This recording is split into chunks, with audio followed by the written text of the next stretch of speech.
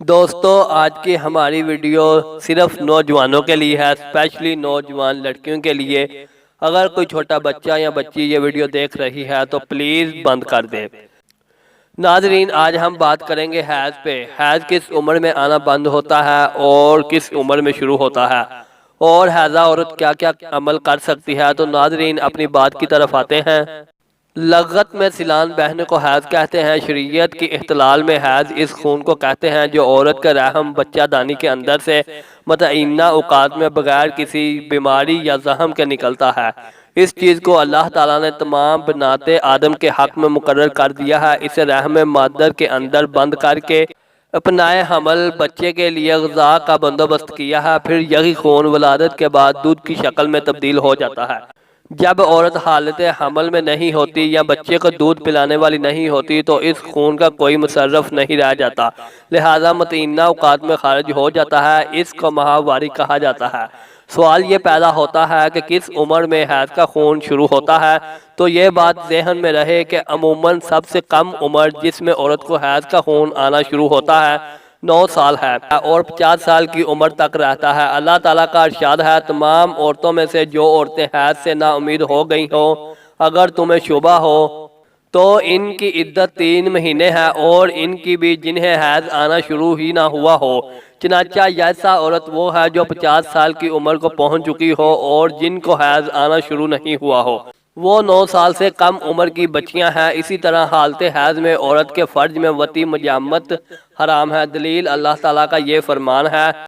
سورۃ البقرہ میں اللہ تعالیٰ فرماتے ہیں، آپ سے حیض کے بارے میں سوال کرتے ہیں، کہہ دیجئے کہ وہ گندگی ہے، لہٰذا حالت حیض میں عورتوں سے الگ رہو، اور جب تک وہ پاک نہ ہو جائیں تو ان کے قریب نہ جاؤ۔ ہاں، جب وہ پاکی حاصل کر لیں تو ان کے پاس جاؤ جہاں سے اللہ تعالیٰ نے تمہیں اجازت دی ہے۔ اللہ توبہ کرنے والوں اور پاک رہنے والوں کو پسند فرماتا ہے۔ حیضہ عورت سے مجامت کی حرمت اس وقت تک باقی رہتی ہے جب تک کہ خون کا آنا بند نہ ہو جائے اور عورت غسل طہارت سے فارغ نہ ہو جائے۔ فرمان الہی ہے سورۃ البقرہ میں، تم حیضہ عورت کے قریب نہ جاؤ جب تک کہ وہ پاک نہ ہو جائے۔ ہاں، جب وہ پاک ہو جائے تو اس کے پاس جاؤ جہاں سے اللہ تعالیٰ نے تمہیں اجازت دی ہے۔ حیضہ عورت سے اس کا خاوند فرج میں مجامت کے علاوہ ہر جائز شکل میں فائدہ اٹھا سکتا ہے، یعنی زن و شو کے تعلقات قائم کر سکتا ہے۔ دلیل صحیح مسلم کی روایت ہے جس میں رسول اکرم صلی اللہ علیہ وسلم فرماتے ہیں، یعنی سوائے مجامت کے ہر کام کرو۔ اسی طرح حیض والی عورت مدت حیض میں نماز نہیں پڑھے گی اور روزہ نہیں رکھے گی۔ اس پر روزہ نماز دونوں ہی حرام ہے، ان کی ادائیگی حالت حیض میں صحیح نہیں ہوگی۔ اللہ تعالیٰ کے رسول اکرم صلی اللہ علیہ وسلم کا ارشاد ہے، کیا ایسا نہیں کہ جب وہ عورت حالت حیض میں ہوتی ہے تو وہ نہ نماز پڑھتی ہے اور نہ روزہ رکھتی ہے۔ حیض سے پاک و صاف ہو جانے کے بعد عورت روزے کی تو قضا دے گی لیکن نماز کی قضا نہیں دے گی۔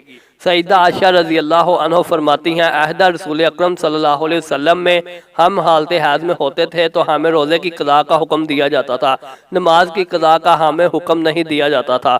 نماز روزہ میں فرق کی وجہ واللہ عالم شاید یہ ہو سکتی ہے کہ نماز ایک ایسا عمل ہے جس کی بار بار تکرار ہوتی ہے، لہذا مشقت و پریشانی کے سبب اس کی قضا کا حکم نہیں دیا گیا۔ روزے کا معاملہ اس کے برعکس ہے، یعنی سال میں صرف ایک مرتبہ اس کا وقت آتا ہے۔ یہ بھی یاد رکھے کہ حیض کے حالت میں عورت کا قرآن کریم بغیر کسی حائل آؤٹ کے چھونا حرام ہے۔ دلیل اللہ تعالیٰ کا یہ قول ہے سورۃ الواقعہ میں، اسے صرف پاک لوگ ہی چھو سکتے ہیں۔ حضرت عمر بن حزم رضی اللہ عنہ کو رسول اکرم صلی اللہ علیہ وسلم نے جو خط لکھا تھا اس میں یہ بھی تھا کہ قرآن کو صرف پاک و صاف شخص ہی چھو سکتا ہے، چونکہ اس حدیث کو تمام لوگوں نے قبولیت کا درجہ دیا ہے، یعنی تمام لوگوں نے اس کی صحت کو تسلیم کیا ہے، اسی لیے حدیث متواتر کی مانند ہے۔ شیخ الاسلام ابن تیمیہ رحمہ اللہ علیہ فرماتے ہیں، ائمہ عربیہ کا مذہب ہے کہ قرآن کریم کو صرف طاہر پاک و صاف شخص ہی چھو سکتا ہے۔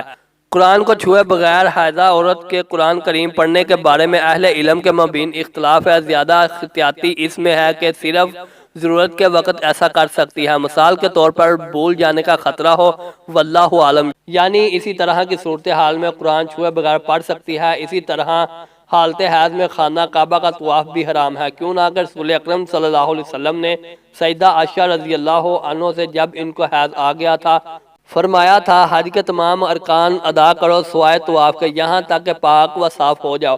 ایک مسئلہ یہ بھی ہے کہ حائضہ عورت کا مسجد میں ٹھہرنا حرام ہے۔ دلیل امام ابو داؤد رحمہ اللہ علیہ کی روایت کردہ حدیث ہے جس میں نبی اکرم صلی اللہ علیہ وسلم نے ارشاد فرمایا حائضہ اور جنبی کے لیے میں مسجد کو جائز نہیں کرتا ہوں۔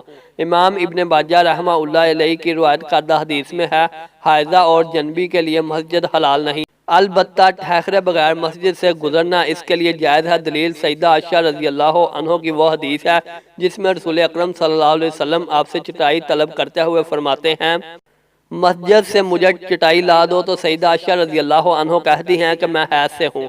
اس پر آپ صلی اللہ علیہ وسلم نے ارشاد فرمایا تمہارا حیض تمہارے ہاتھ میں نہیں ہے۔ متفقہ میں اس حدیث کو امام بخاری کے علاوہ تمام اصحاب کتب ستہ کی جانب منسوب کیا گیا ہے۔ تخلیل لا الہ الا اللہ، تکبیر اللہ اکبر، تسبیح سبحان اللہ کہنے نیز دیگر مشروع ذکر و اذکار اور دعاؤں کے پڑھنے میں کوئی حرج نہیں۔ اسی طرح صبح و شام سوتے اور جاگتے وقت کی مشروع اور دعائیں وظائف کے پڑھنے نیز تفسیر فقہ حدیث وغیرہ سے متعلقہ علمی کتابوں کے پڑھنے میں بھی کوئی حرج اور مذائقہ نہیں ہے۔ ناظرین یہ تھی آج کی ویڈیو، اگر اچھی لگے لائک کریں، کمنٹ کریں اور چینل کو سبسکرائب کریں۔